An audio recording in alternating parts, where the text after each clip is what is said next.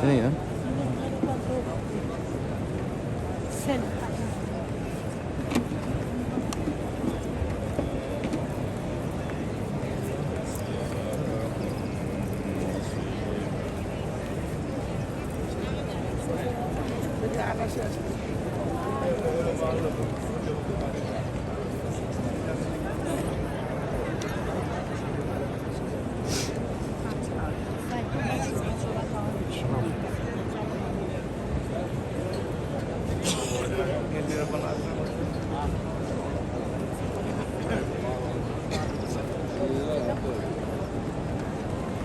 Tuku orada görüyor.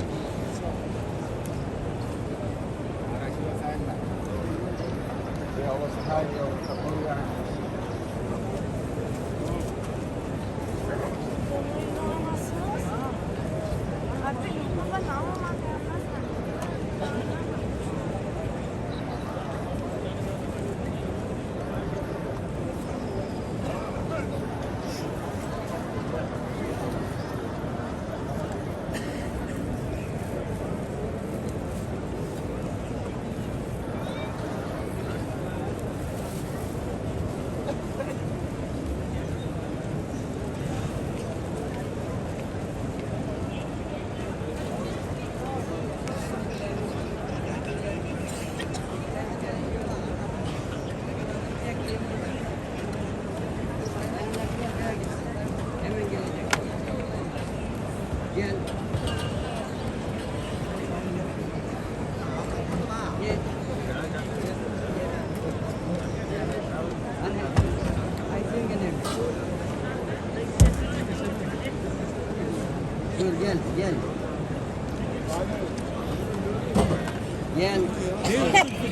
Bayanlar arkaya geçsin.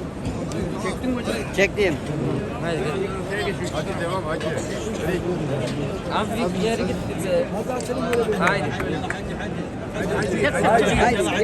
Yalla annem. Hadi Allah hacı. Yala hacı yala hacı yala. Bayanlar arkaya.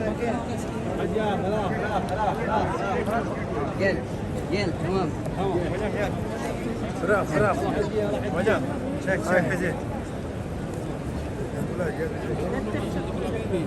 Ne bilirsin?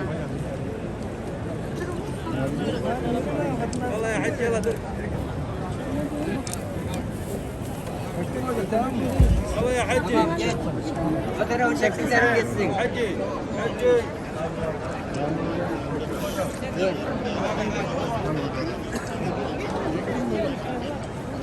Sen çekeyim beni sen. Yallah tamam bitti zaten.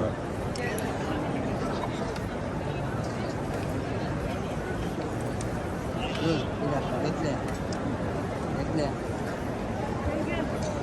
Tamam gel. Çok var o ya.